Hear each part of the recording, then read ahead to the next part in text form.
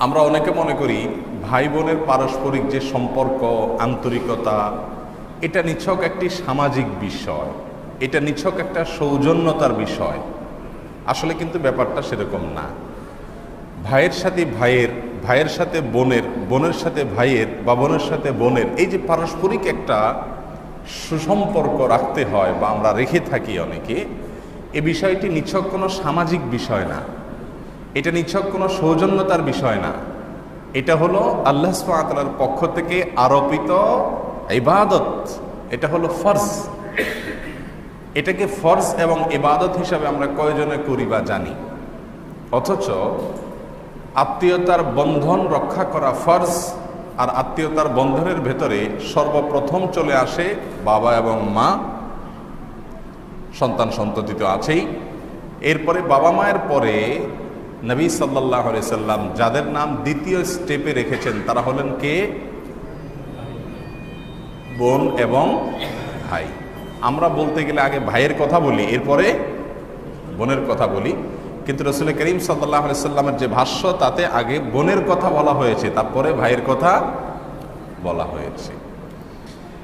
এ প্রসঙ্গে মুসনাদে আহমদে এবং ইমাম হাকিম রাহিমাহুল্লাহ তার মুস্তাদরাকে যে হাদিসটি বর্ণনা করেছেন, সেখানে নবী সাল্লাল্লাহু আলাইহি সাল্লাম ইরশাদ করেছেন, বিররা উম্মাক ওয়া আবাক, তুমি তোমার মায়ের এবং তোমার বাবার প্রতি সদাচরণ করবে। ওয়া উখতাক ওয়া আখাক, এবং তোমার বোনের এবং ভাইয়ের প্রতি সদাচরণ করবে।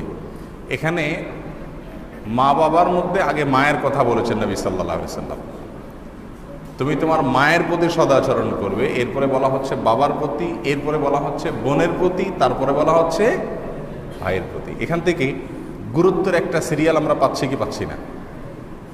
সাধারণত আমাদের দেশে, আমাদের সমাজে ভাইয়েরা ভাইদের সাথে মোটামুটি সম্পর্কটা টুকটাক হলেও রক্ষা করে, বোনদের সাথে তত বেশি বিয়ে শাদী হয়ে গেলে আর রক্ষা করা হয়ে ওঠে না। অথচ ভাইয়ের সাথে ভাইয়ের যে সম্পর্ক, সেটার যে গুরুত্ব, ভাইয়ের সাথে বোনের সম্পর্ক রক্ষা করার গুরুত্ব তার চাইতে অনেক বেশি। এবং রাসূল আকরাম সাল্লাল্লাহু আলাইহি ওয়াসাল্লাম এই সিরিয়াল থেকে সেটা বোঝা যাচ্ছে।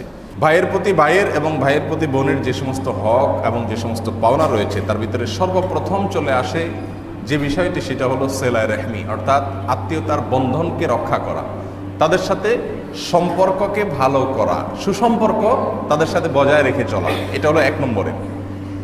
একটা হক আছে আমাদের সামাজিক প্রেক্ষাপটে খুবই গুরুত্বপূর্ণ, সেটা একেবারে শেষে বলবো ইনশাআল্লাহ। প্রথমে বলছি, ভাইয়ের সাথে বোনের এবং ভাইয়ের সাথে ভাইয়ের, অর্থাৎ পারস্পরিকভাবে সুসম্পর্ক বজায় রাখা, এটা কি সুন্নত না নফল না ফরজ? ফরজ। এক্ষেত্রে বুখারীর একটি বিখ্যাত হাদিস রয়েছে, রাসূল করিম সাল্লাল্লাহু আলাইহি ওয়াসাল্লাম ইরশাদ করেছেন, আল্লাহ সুবহানাহু ওয়া তাআলা সকল সৃষ্টিকে সৃষ্টি করার পরে আত্মীয়তার বন্ধন, এটা আল্লাহর একটা সৃষ্টি। এই বন্ধন, এই সৃষ্টিকে আল্লাহ সুবহানাহু ওয়া তাআলা বলার সুযোগ দিয়েছেন। এটাকে হয় কোনো আকৃতি দিয়েছেন, মুহূর্তের জন্য সে আল্লাহর সামনে তার একটা অ্যাপ্লিকেশন পেশ করেছে, আবেদন করেছে। সে বলেছে, আল্লাহ, হাযা মাকামুল আইযি বিকা মিনাল কাতইয়্যা, আল্লাহ, আমার সম্পর্ককে যারা ছিন্ন করবে,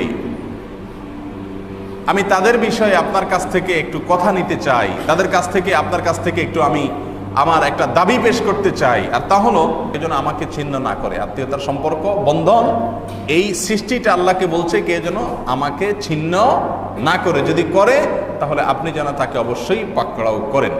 তখন আল্লাহ সুবহানাহু ওয়া তাআলা আত্মীয়তার বন্ধনকে রক্ষা করে বলেছেন যে, আসিলু মান ওয়াসালাক ওয়া আকতা মান কাতাক, যে তোমার সম্পর্ককে রক্ষা করবে, তোমার সাথে সম্পর্ক রক্ষা করে চলবে, আমি তার সাথে সম্পর্ক রক্ষা করব। আর যে তোমাকে ছিন্ন করবে, আল্লাহ বলছেন আমিও তাকে বিচ্ছিন্ন করে দেব। আত্মীয়তার বন্ধন রক্ষা করার জন্য পরিষ্কারভাবে নির্দেশ দিয়েছেন আল্লাহ সুবহানাহু ওয়া তাআলা এবং রাসূল আকরাম সাল্লাল্লাহু আলাইহি ওয়াসাল্লাম। সেজন্য আত্মীয়তার বন্ধন রক্ষা করা, আত্মীয়ের সঙ্গে সুসম্পর্ক বজায় রাখা, এটা কোনো সুন্নত, নফল, সামাজিকতা, সৌজন্যতা নয়। এটা কি? ফরজ। এটা ইবাদত। অনেক কাজ আছে যে কাজগুলোকে আমরা ইবাদত মনে করি না, আবার অনেক অপরাধ আছে যেগুলোকে আমরা অপরাধ মনে করি না। যে কাজগুলোকে আমরা ইবাদত মনে করি না, সেগুলোর ভিতরে একটা হলো আমাদের আত্মীয় সম্পর্ক, রক্ত সম্পর্কীয় আত্মীয় স্বজন যারা আছেন তাদের সাথে সুসম্পর্ক রাখা। এটা ইবাদত, শুধু ইবাদত নয়, 5 ওয়াক্ত সালাত যেরকম একটা ফরজ, ওইটাও একটা ফরজ ইবাদত। অতএব আত্মীয়তার সিরিয়ালে যেহেতু মা বাবা আসেন, মা বাবার পরেই যার কথা রাসূলুল্লাহ আকরাম সাল্লাল্লাহু আলাইহি ওয়াসাল্লাম বলেছেন তিনি হলেন কে? বোন, এরপরে হলো ভাই। এদের সাথে সম্পর্ক বজায় রাখা, সুসম্পর্ক রক্ষা করা ফরজ। আমাদের সমাজে বহু ভাই আছেন যাদের বোনের সাথে 2-4-6 মাসেও ভালো করে একবার কি হয় না, যোগাযোগ হয় না। বহু ভাই আছে যে ভাই ভাইয়ের সাথে, হয়তো ভাই ভালো হালে নাই, গরিব মানুষ, হয়তো গ্রামে পড়ে আছে, তো সে ভাইয়ের সাথে খুব একটা খোঁজখবর নেওয়া হয় না, অথচ এই খোঁজখবর নেওয়াটা কি ফরজ। সম্পর্ক ছিন্ন হয়ে যায়, এই পর্যায়ে যাওয়া গুনাহের কাজ। তাহলে 1 নম্বরের করণীয় হলো, 1 নম্বরের পাওনা হলো ভাইয়ের প্রতি বোনের, বোনের প্রতি ভাইয়ের পারস্পরিক পাওনা হলো একে অন্যের সাথে কি করা, সুসম্পর্ক রক্ষা করে চলা। সম্পর্ক ছিন্ন করা এটা কি নাই, জায়েজ নাই, এটা হারাম। আপনার কোনো কারণে যদি মনে কষ্ট হয় ভাইয়ের কোনো আচরণে, বোনের কোনো আচরণে, আপনি 3 দিন পর্যন্ত রাগ করে কথা না বলে সম্পর্ক ছিন্ন করে থাকতে পারবেন, এই অধিকার আপনার আছে। ইসলাম মানুষকে এমন কিছু বলে না যেটা মানুষের স্বভাব এবং মানুষের প্রকৃতি বিরুদ্ধ, বরং রাগ মানুষের হতেই পারে। রাগ হয়েছে, আল্লাহ সুবহানাহু ওয়া তাআলা আপনার সে রাগকে অ্যালাউ করেন। আপনি রাগের কারণে তার সাথে সম্পর্ক ছিন্ন করছেন, বোনের প্রতি ভাইয়ের প্রতি করেন, সমস্যা নেই। কয়দিন পর্যন্ত করা যাবে? 3 দিন। 3 দিনের বেশি যদি হয়ে যায় তাহলে সেক্ষেত্রে সেটা কি হবে, গুনাহের পর্যায়ে চলে যাবে। শুধুমাত্র আল্লাহর সন্তুষ্টির জন্য সকল ভেদাভেদ এবং সকল মতপার্থক্য ভুলে গিয়ে ভাইয়ের সাথে বোনের সাথে 3 দিনের মধ্যেই বা 3 দিনের শেষের দিকে হলেও যোগাযোগ রক্ষা করে চলতে হবে। আল্লাহ তাআলা আমাদের সকলকে তৌফিক দান করুন। দ্বিতীয় যে অধিকার ভাই এবং বোনের একের অন্যের প্রতি, তা হলো একে অন্যের প্রতি উভয় পারস্পরিকভাবে ইহসান করতে হবে, দয়া এবং নম্রতা দেখাতে হবে, কোমলতা প্রদর্শন করতে হবে, রুক্ষতা দেখানো যাবে না, মেজাজ দেখানো যাবে না, ব্যবহার খারাপ করা যাবে না। এই জায়গা থেকে আমাদের বেরিয়ে আসতে হবে, নিজেকে পরিবর্তন করতে হবে। মনে রাখতে হবে আপনার বন্ধু, আপনার সহপাঠী, আপনার অফিস কলিগ, আপনার ক্লায়েন্ট, কাস্টমার, আপনার বাইরের কোনো লোক যদি আপনার সুন্দর আচরণ পায়, সে যদি আপনার মুস্কি হাসি পায়, সে যদি আপনার সুন্দর ব্যবহার পায়, তো আপনার বোন ভাই আপনার সুন্দর ব্যবহার পাওয়ার হক তাদের চাইতে বহুগুণ বেশি। সেই অধিকার তাদের বেশি, তাদের অধিকার দিলেন না, বাইরের লোকের সাথে খুব মধুময় সম্পর্ক করলেন, এটাকে বলা হয় স্বার্থপরতার সম্পর্ক। আপনি আল্লাহর হক, আল্লাহর নির্দেশ, বান্দার হক এটা বুঝলেন না, তার প্রমাণ হবে। বিধায় বাইরের লোকদের সাথে আপনি মধুর সম্পর্ক রাখেন, সেটা নিষেধ নাই, কিন্তু তাদের চাইতে আপনার মধুরতা যেন বেশি হয় কার সাথে? ভাই বোনের সাথে। তাদেরকে শাসন করতে হলেও যেন সেখানে মধুমাখা শাসন থাকে। তাদেরকে যদি কোনো কারণে একটু শক্ত কথা বলতে হয়, সেখানেও যেন মধু ঝরে, সেখানে সেটা যেন কর্কশ না হয়, সেটা যেন দুর্গন্ধময় না হয়, সেটা যেন উৎকট না হয়, সেটা যেন তাদের কষ্টের কারণ না হয়। আল্লাহ তাআলা আমাদেরকে সেই তৌফিক দান করুন। রাসূল করিম সাল্লাল্লাহু আলাইহি সাল্লামের একজন বোন ছিলেন, দুধ বোন, যার নাম হলো শাইমা বিনতুল হারিস। আপন রক্ত সম্পর্কীয় বোন সরাসরি না, দুধ বোন, কিন্তু দুধ বোনও বোন। তো দুধ বোনও যেহেতু বোন, নবী সাল্লাল্লাহু আলাইহি সাল্লামের কাছে একবার অনেক পরে, বড় হওয়ার পরে তিনি আসছেন ভাইয়ের কাছে, দুধ ভাইয়ের কাছে বেড়াইতে আসছেন। রাসূল আকরাম সাল্লাল্লাহু আলাইহি সাল্লাম তার বোন শাইমা বিনতুল হারিস রাদিয়াল্লাহু তাআলা আনহা, দুধ বোন, তিনি আসার পরে, দীর্ঘ বিরতির পরে, বহুকাল পরে দেখা, আসার পরে নবী সাল্লাল্লাহু আলাইহি সাল্লাম তার জন্য নিজের চাদর বিছিয়ে দিলেন এবং বললেন, বোন আপনি বসুন এখানে। এবং বসানোর পরে তার সাথে অত্যন্ত সুন্দর আচরণ করলেন, তাকে সম্মান করলেন, তার প্রতি ভালোবাসা প্রদর্শন করলেন, এবং এরপরে বললেন, সব কিছু করার পরে, আপ্যায়ন করার পরে বললেন, বোন আপনি যদি চান আপনার ভাইয়ের কাছে আপনি থাকবেন, তাহলে আলহামদুলিল্লাহ, ওয়েলকাম, আপনি থাকুন আমার এখানে। আর যদি আপনি চলে যেতে চান তাহলে সেক্ষেত্রেও আপনাকে আমি স্বাভাবিকভাবে যেতে দিব না। বোন হিসাবে আপনার প্রতি আমার কিছু কর্তব্য আছে, সেগুলো আমি পালন করব। আর যদি থাকতে চান তাহলে সম্মানের সাথে, ভালোবাসার সঙ্গে আপনি অবশ্যই থাকবেন। তখন বোন বললেন, না আমি চলে যেতে চাই। রাসূল আকরাম সাল্লাল্লাহু আলাইহি সাল্লাম তখন তাকে সেই যুগের অনেক হাদিয়া এবং উপঢৌকন নিজের সাধ্য অনুযায়ী যা দেওয়া যায় তা দিয়ে তারপরে দুধ বোনকে বিদায় করলেন। এই ছিল রহমতুল্লিল আলামিন রাসূল করিম সাল্লাল্লাহু আলাইহি সাল্লাম একজন দুধ বোনের প্রতি তার আচরণ। আর দুধ বোন তো পরের কথা, আমাদের মায়ের পেটের বোন আমাদের বাসা বাড়িতে বিয়ে শাদীর পরে আসলে আমাদের কপাল ভাঁজ হয়ে যায়। অনেকের, সবাই না, অনেকের ব্রু কুচকায় যায়। বোনরা খুব বেশি দিন বেড়াইলে আমাদের কাছে ভালো লাগে না, ঠিক না বেঠিক? অথচ আমার সম্পদ, আমার স্ত্রীর সেখানে অবশ্যই অধিকার আছে, সন্তান সন্ততির অবশ্যই অধিকার আছে, তাদেরকে ভরণ পোষণ দেওয়া ফরজ, সেটা ঠিক আছে। কিন্তু সেই সাথে আমার রক্ত সম্পর্কীয় আত্মীয় হিসাবে মা বাবার পরেই আমার বোন এবং ভাইয়ের অধিকার সেখানে সবচাইতে বেশি। আপনার বাড়িতে আপনার বন্ধু কয়দিন দাওয়াত খায় আর আপনার বোনরে কয়দিন দাওয়াত দিয়ে খাওয়ান? এটা একটা প্রশ্ন। বহু লোক আছে, বন্ধু বান্ধব, অফিস কলিগ ধুমায়া তাদেরকে কয়দিন পর পর খাওয়ায়, কিন্তু বোন সে বেচারিকে 2-4 মাসও একটা দাওয়াত দিয়ে আপ্যায়ন করে। এই যে রাসূল আকরাম সাল্লাল্লাহু আলাইহি সাল্লাম দুধ বোনের প্রতি যে আচরণটা করেছেন, সেরকম আচরণ করা হয়ে ওঠে না।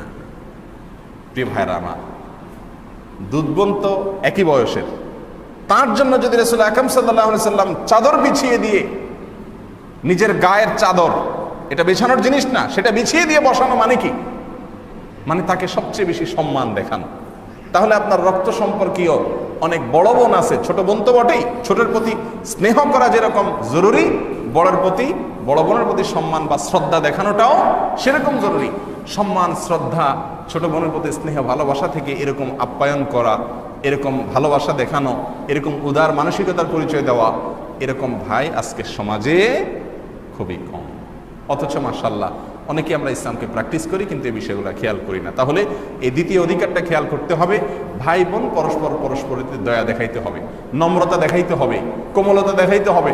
কঠোর হওয়া চলবে না, রুক্ষ হওয়া চলবে না, মেজাজ দেখালে চলবে না, আচরণ খারাপ করলে চলবে না। যদি করেন তাহলে আপনার আখিরাত নষ্ট হবে, আপনার আমলনামা নষ্ট হবে, আপনি গুনাহগার হবেন।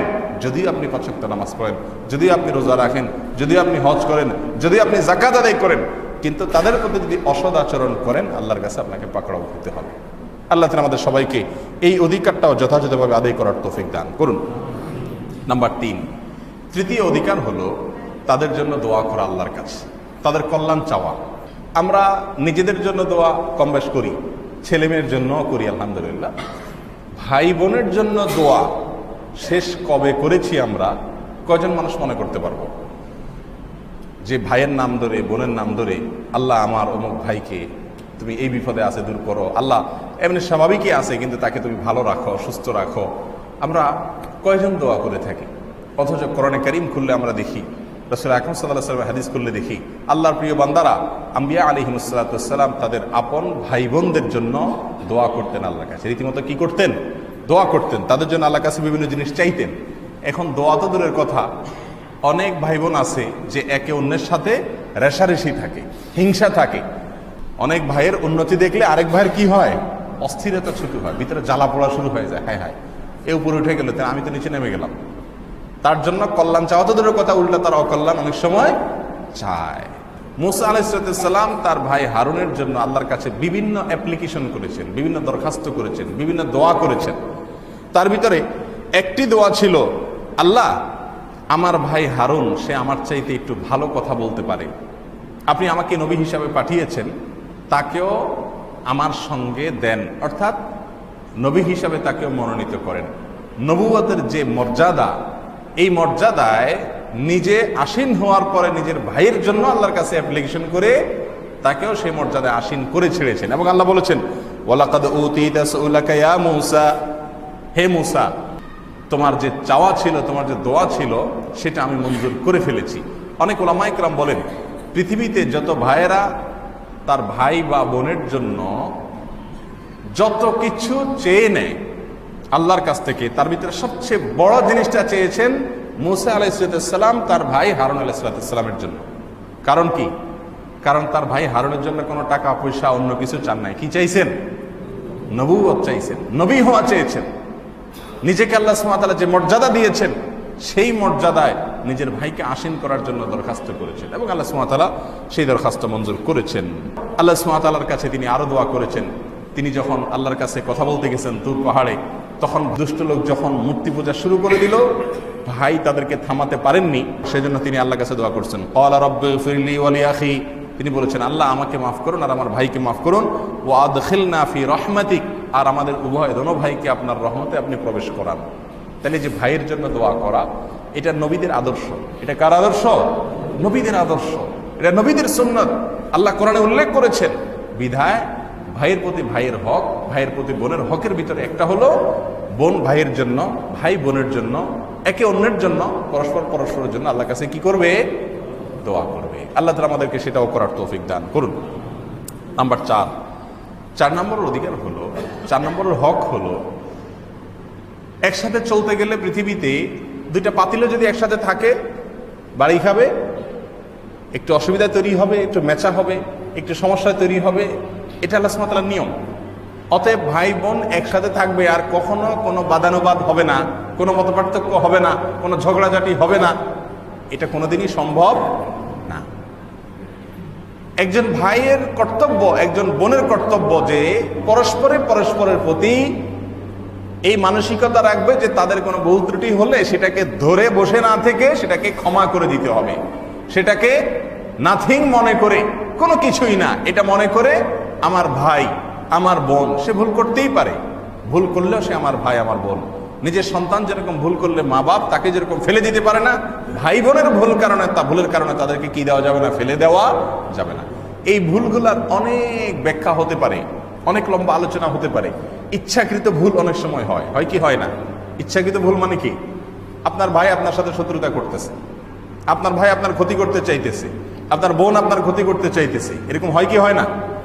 এরকমও যদি হয়, আপনি তার ক্ষতি করবেন না, অন্তত সম্ভব হলে তার সেই অসদাচরণের কারণেও আপনি আল্লাহর কাছে তার জন্য মাফ চাইবেন। বলবেন আল্লাহ আমার কোনো দাবি নেই, আমি তাকে কি করলাম? মাফ করে দিলাম। বহুত ভাইয়েরা আছেন যাদেরকে এই আলোচনা করলে তারা বলবেন যে আমরা তো ভালো থাকতে চাই, কিন্তু আমার ভাই সে তো মানুষ না, সে তো আমার জন্য শত্রু ঠিক করে, সে তো পারলে আমাকে জেল জরিমানা করায়, সে তো আমার পেছনে লেগে থাকে, আমার বোন আমার ক্ষতি করে, ভাই আমার ক্ষতি করে, আমি চাই তাদের সাথে ভালো হতে। এরকম অনেকে অভিযোগ আছে না নাই? রাসূল আকরাম সাল্লাল্লাহু আলাইহি সাল্লাম তাদের জন্য চমৎকার একটা কথা বলেছেন। তিনি বলেছেন লাইসাল ওয়াসিলু বিল মুকাফি, যে ব্যক্তি ভাই ভালো আচরণ করলে সেও ভালো আচরণ করে, বোন দাওয়াত দিলে একবেলা সেও একবেলা দাওয়াত দিয়ে খাওয়ায়, এই ব্যক্তি কখনো আত্মীয়তার সম্পর্ক রক্ষাকারী না। চিন্তা করার বিষয়। ভাই আপনার সাথে সদাচরণ করছে, আপনি সদাচরণ করছেন, আপনার ভাই আপনার ছেলে মেয়েকে কাপড় চোপড় কিনে দিছে, আপনিও ভাতিজাদেরকে কাপড় চোপড় কিনে দিচ্ছেন। বোন একবেলা দাওয়াত দিয়ে খাওয়াইছে, আপনিও বোনকে একবেলা দাওয়াত দিয়া খাওয়াইছেন। আল্লাহ নবী সাল্লাল্লাহু আলাইহি সাল্লাম বলছেন এই ব্যক্তি আত্মীয়তার সম্পর্ক রক্ষাকারী নয়। তাহলে কে আত্মীয়তার সম্পর্ক রক্ষাকারী? তিনি বলেছেন আত্মীয়তার সম্পর্ক রক্ষাকারী সে যার ভাই তার সন্তানদেরকে কথার কথা কাপড় চোপড় দেয় না, কিন্তু আপনি সেদে গিয়ে তাদেরকে দিলেন। আপনার বোন কোনোদিন দাওয়াত দেয় না, আপনি সেদে গিয়ে দাওয়াত দিলেন, সে আপনাকে দেখলে মুখ ফিরিয়ে নেয়, আপনি তাকে দেখে মুখ ফিরালেন না। অর্থাৎ তার অসদাচরণের বিপরীতে আপনি সদাচরণ করলেন। অন্য কারোর সাথে এই আচরণটা করেন আর না করেন, আপনার ভাই বোনের জন্য করা আপনার জন্য জরুরি। কয়জন ভাই বোন আছেন যে এরকম বিপরীতমুখী আচরণের পরেও তাদের সাথে সদাচরণ করে, তাদের প্রতি যথাসম্ভব নিজে সুসম্পর্ক বজায় রাখার চেষ্টা করে? এরকম ভাই বোন কয়জন আছে? আল্লাহ তাআলা আমাদের সবাইকে সেরকম ভাই বোনের মধ্যে শামিল হওয়ার তৌফিক দান করুন। প্রিয় ভাইরা আমার, এক্ষেত্রে আল্লাহ সুবহানাহু ওয়া তাআলা ইউসুফ আসলাম এবং তার ভাইদের ঘটনা উল্লেখ করেছেন এবং বলেছেন লাকাদ কানা ফি ইউসুফা ওয়া ইখওয়াতিহি আয়াতুল লিসাইলিন, নিশ্চয় ইউসুফ এবং তার ভাইদের মধ্যকার যে ঘটনা ঘটেছে এর ভেতরে যারা প্রশ্ন করে, যারা জানতে চায়, তাদের জন্য বহু নিদর্শন, বহু শিক্ষা রয়েছে। সৎ ভাইরা সবাই মিলে ইউসুফ আলাইহিস সালামকে হত্যা করার উদ্দেশ্যে পরিত্যক্ত কূপে ফেলে দিয়েছিলেন। সেখান থেকে আল্লাহ তাআলা তাকে উদ্ধার করেছেন অলৌকিকভাবে।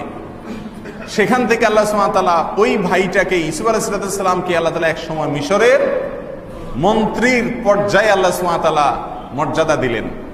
তাকে আল্লাহ সুবহানাহু ওয়া তাআলা এরকম মর্যাদা দেওয়ার পরে যে ভাইরা তাকে ফেলে দিয়েছিল তারাই তার মুখোমুখি হয়েছে একদিন এবং রিলিফ নেওয়ার জন্য সিরিয়াল দিয়ে দাঁড়িয়েছে। যারা তাকে হত্যা করতে চেয়েছিল সেই ভাইদেরকে হাতের কাছে পাওয়ার পরে চাইলে ঈসা আলাইহিস সালাম তাদের চামড়া তুলে ফেলতে পারতেন। সেই ক্ষমতা তখন তার ছিল, প্রতিশোধ নিতে পারতেন। কিন্তু তিনি স্পষ্টভাবে বলেছেন, লা তাসরিবা আলাইকুমুল ইয়াউম, হে আমার ভাইরা, আজ তোমাদের প্রতি আমি কোনো প্রতিশোধ নেব না, কোনো প্রতিশোধ আমি নেব না, আমার কোনো প্রতিশোধের স্পৃহা নাই তোমাদের প্রতি, তোমরা আমার ভাই। ইয়াগফিরুল্লাহু লাকুম ওয়া হুয়া আরহামুর রাহিমিন, বরং আমি আল্লাহর কাছে দোয়া করি তোমরা যে ভুল করছো, আমার প্রতি জুলুম করছো, আল্লাহ তোমাকে মাফ করে দিক তোমাদেরকে। নবীগণ আমাদের আদর্শ, তাদের ঘটনা আল্লাহ তাআলা কোরআনে এমনি এমনি বর্ণনা করেন না, সেখান থেকে শিক্ষা গ্রহণ করার জন্য বলেছেন।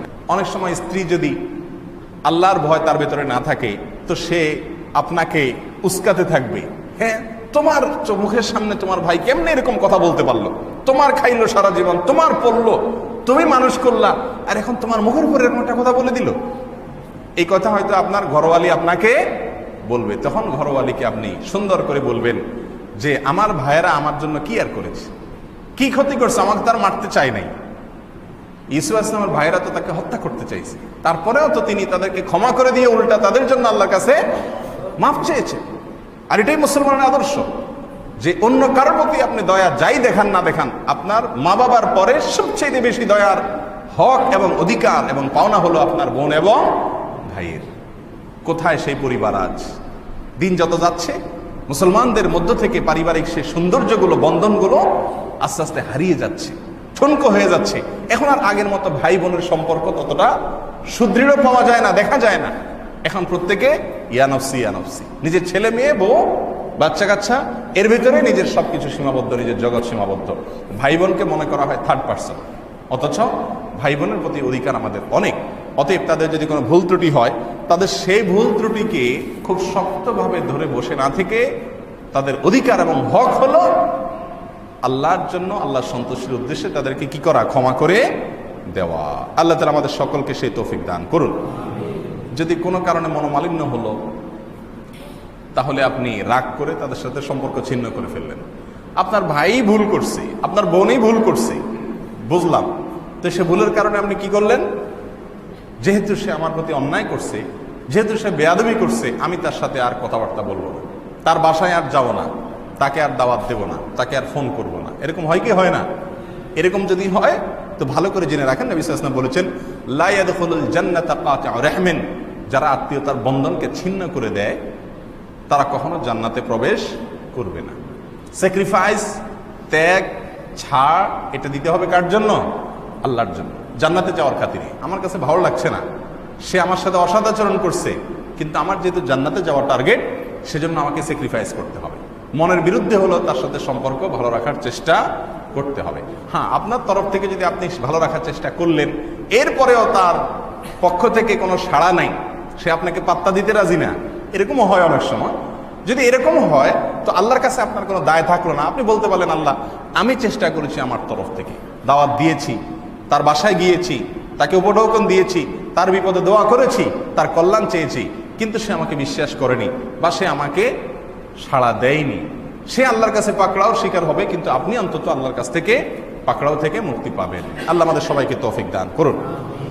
5 নম্বর, এবং যে অধিকারটা আমাদের সামাজিক প্রেক্ষাপটে সবচাইতে গুরুত্বপূর্ণ, সেটা হলো মা বাবার রেখে যাওয়া সম্পত্তিতে যার যেই হক আছে, ভাই এবং বোন প্রত্যেকের যে যে হিস্সা, যে যে অংশ মা বাবার সম্পদে আল্লাহ সুবহানাহু ওয়া তাআলা ধার্য করে দিয়েছেন, সেটাকে যথাযথভাবে ভাই বোনের কাছে পৌঁছে দেওয়া। এই বিষয়টি আমাদের সমাজে এখন খুবই কম। ভাইদের ভিতরে যাদের প্রভাব বেশি আছে তারা হয়তো পুরোটাই কি করে? ভোগ করে। ভাই বোনদের ভিতরে যারা দুর্বল আছে তাদেরকে আর মা বাবার প্রত্যেকটা সম্পত্তিতে তাদের যে হক আছে, পাওনা আছে, সেটা সঠিকভাবে পরিশোধ করে না। বিশেষ করে বোনদেরকে তো পরিশোধ করার কালচার একেবারে নেই বললেই চলে। চুরি করে সম্পদ কামাই করলে যেরকম গুনাহ হবে, ডাকাতি করে, ছিনতাই করে সম্পদ কামাই করলে যেরকম গুনাহ হবে, ঘুষ নিয়ে দুর্নীতি করে সম্পদ কামাই করলে যেরকম গুনাহ হবে, ভাই বোনের এই মা বাবার সম্পত্তিতে যে হক আছে সেটা না দিয়ে সেটা মেরে দিলে সেরকম গুনাহ এবং অপরাধ হবে। রাসূল আকরাম সাল্লাল্লাহু আলাইহি ওয়াসাল্লাম বলেছেন, 1 বিঘত সম্পত্তি, 1 বিঘত জমিন, ল্যান্ড যদি কেউ কারোর অন্যায়ভাবে আত্মসাৎ করে, ভোগ করে, তো আল্লাহ সুবহানাহু ওয়া তাআলা কিয়ামতের দিন 7 তবকা জমিন তার গলায় ঝুলিয়ে দিবেন এবং এটা তার শাস্তি হতে থাকবে, তাকে ধসিয়ে দেওয়া হবে। প্রিয় ভাইরা আমার, অতএব ভাই বোনের এই অধিকারটার ব্যাপারে খুব বেশি সচেতনতা আমাদের মধ্যে জরুরি। ভাই এবং বোনের প্রতি যে হক আছে, যে পাওনা আছে, সেই পাওনাগুলো যেন আমরা পরিশোধ করি। আল্লাহ তাআলা আমাদের সকলকে সেই তৌফিক দান করুন। বিশেষ করে আমাদের পরিবারগুলো থেকে এগুলোর চর্চা হওয়া দরকার। আপনি বাবা, আপনি আপনার ভাইয়ের সাথে, আপনার বোনের সাথে কি আচরণ করছেন সেটা কিন্তু আপনার সন্তান দেখে দেখে শিখবে। আপনি যদি আপনার ভাই বোনের প্রতি সদাচরণ না করেন, সুসম্পর্ক বজায় না রাখেন, তো আপনি নিশ্চিত থাকতে পারেন যে আপনার এই সন্তান কোনোদিন তার ভাইয়ের প্রতি, তার বোনের প্রতি সদাচরণ করবে না। আপনি বাবা হিসাবে আপনি কি চাইবেন না যে আমার সব সন্তানেরা আমার জীবদ্দশা এবং আমার মৃত্যুর পরে মিলেমিশে থাকুক? কি বলেন? সব বাবা মা এটা চায় কি চায় না? কি আশ্চর্য কথা! আপনি বাবা যখন হন তখন আপনি চান যে আপনার সন্তানরা সবাই মিলেমিশে থাকুক, কিন্তু আপনি আপনার ভাই বোনের সাথে সেইভাবে মিলেমিশে থাকতে রাজি না। এই বৈপরীত্য যদি আপনার সংসারে থাকে তো নিশ্চিত হতে পারেন আপনার সন্তানরা কোনোদিন আপনার কাছ থেকে এই শিক্ষা পেল না, এবং এর ফলে তারাও তাদের ভাই বোনের সাথে যেভাবে মিলেমিশে থাকার কথা সেভাবে কোনোদিনই থাকবে না। যেই বাবা তার বাবার জুতা সোজা করে, তার বাবার কপালে চুমু খায়, তার বাবার হাত পা ধুয়ে দেয়, সেই ঘরের নাতিরা দাদার প্রতি বাবার কর্তব্য দেখে শিখে এবং সেও বড় হলে বাবার প্রতি সেরকম আচরণ করে। আর যদি আপনি আপনার বাবার প্রতি দায়সারা ভাব নিয়ে চলেন তো আপনার সন্তান আপনার প্রতি, আপনার বড় হওয়ার পরে, সে বড় হওয়ার পরে, আপনি বৃদ্ধ হওয়ার পরে অবশ্যই দায়সারা ভাব নিয়ে চলবে, কখনো সে প্রকৃত অর্থে আপনার প্রতি সদাচরণ করবে না। এই জন্য বিষয়গুলো পারিবারিকভাবে শেখাতে হয়। আল্লাহ সুবহানাহু ওয়া তাআলা আমাদের সকলকে সেরকম পরিবার গঠন করার তৌফিক দান করুন, যেরকম পরিবার হলে আমরা সবাই জান্নাতে যেতে পারবো। আল্লাহ সুবহানাহু ওয়া তাআলা আমাদের প্রতি সন্তুষ্ট হবেন, যেরকম ছিল নবীদের সিফত এবং গুণ, আমাদের নবী সাল্লাল্লাহু আলাইহি ওয়াসাল্লামের আদর্শ, আল্লাহ তাআলা সেরকম আদর্শবান হওয়ার তৌফিক দান করুন। ভাই বোন পারস্পরিক হক যেন আমরা আদায় করতে পারি সেই তৌফিক আল্লাহ তাআলা আমাদের সকলকে দান করুন।